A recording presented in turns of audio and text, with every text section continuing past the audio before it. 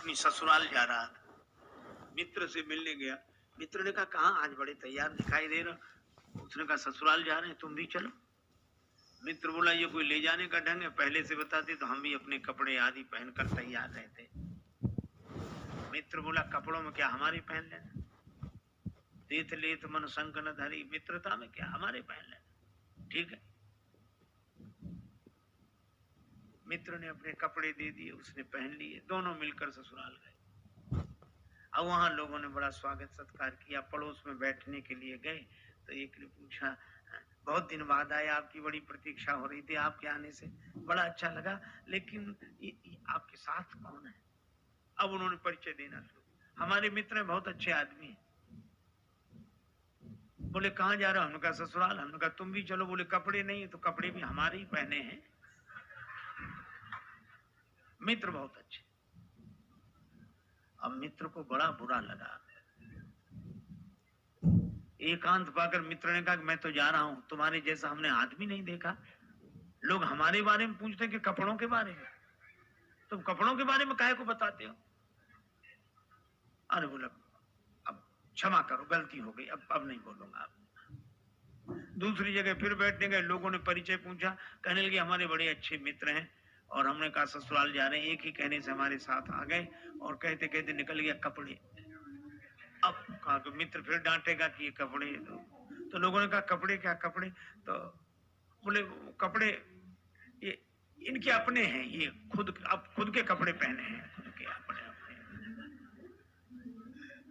और लोगों ने सोचा कपड़े तो सब खुद के पहनते हैं इसमें। मित्र ने फिर कहा कि अब मैं नहीं रुकूंगा। तुमने फिर कपड़ों के बारे में, तो कहा हमने तो तुम्हारे ही बताए।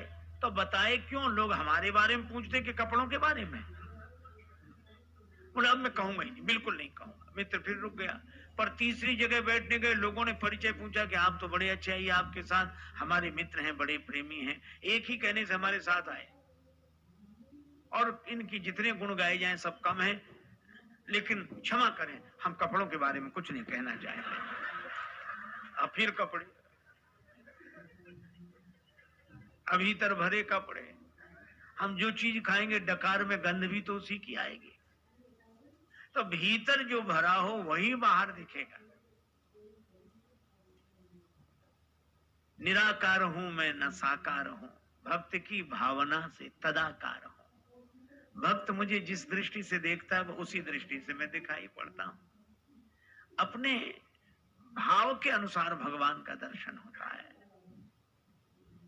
सब भगवान को अलग अलग रूपों में देख रहे हैं, अलग अलग भावना से देख रहे हैं। कोई प्रेम से भर रहे हैं, कोई भय से भर रहे हैं। यही भी दे रहा जाए जस भाव, जिसको जैसी भावना रहे। राम जी से अधिक राम जी के दास की महिमा मैंने एक संत के मुख से सुना था। एक बार एक दंपति पति पत्नी मेले में गए। अब मेला में उनका मेल बिछुड़ गया। ऐसा भीड़ का रेला, पति एक तरफ पत्नी एक तरफ। अब दोनों एक दूसरे को ढूंढे, तो ऐसे मौके का फायदा उठाने वाले लोग चूकते कहां। राम जी का मंदिर था सामने। पुजारी बोला क्या बात है। बोले बहुत ढूंढ रहे हैं, पत्नी यहीं कहीं खो गई। अरे बोले भगवान से प्रार्थना कर चलो। बड़े संपन्न आदमी थे, पुराने जमाने की बात। एक थाल में लड्डू मंगा कर रख लिए, 500 रुपए रख दिए और प्रार्थना करने लगे, अब तो रघुनाथ कृपा कर दो, घरनी को लगे न बिना घरनी को। अब सामने हनुमान जी का मंदिर था, वो अलग। हनुमान जी के मंदिर के पुजारी ने सोचा कि इतने लड्डू और रुपया सब उधर ही जाएगा, इधर आता तो ठीक रहता। तो वहीं से बैठे बैठे बोला सेठ जी वहां क्यों चले गए, यहाँ आओ। इशारे से बोला यहाँ आओ। सेठ जी थाल लिया वो इते, कर दे ये कृपा जो लला अंजनी को। हनुमान जी के पास ले आओ, काम बन जाएगा। कपिराज से प्रीत विनीत करो, फिर से मुख देख सको पत्नी को।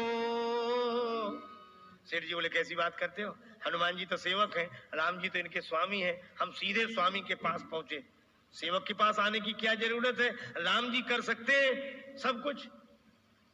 अरे बोले सेवक स्वामी की बात छोड़ो, अपने अपने विभाग की बात है, ये काम उनसे नहीं बनेगा। क्या क्यों नहीं बनेगा, राम जी सब कुछ कर सकते हैं तो मेरी पत्नी को भी खोज सकते हैं। हनुमान जी के मंदिर का पुजारी बोला कि जाने दो, तेरी त्रिया को मिलावे कहा, जो पतो न लगाए सके अपनी को। तुम्हारी पत्नी क्या ढूंढेंगे, उनकी भी खो गई थी तो यही गए थे ढूंढने। और उसने तो अपने मतलब के लिए तर्क दिया पुजारी, पर सेठ जी के मन में बात जम गई। हनुमान जी के मंदिर पर आए, सचमुच उनकी पत्नी भी आ गई वहीं दर्शन के लिए। सबके मुख से निकला कि भाई विनोद में ही सही, पर राम ते अधिक राम कर दासा। हनुमान जी की आज भी पूंछ है, लेकिन ये पूंछ है क्यों? क्योंकि जास हृदय आगार बसई राम सर चाप धर। अभिमान हृदय में रखने वालों की पूंछ नहीं रहती, भगवान को हृदय में रखने वालों की पूंछ रहती है।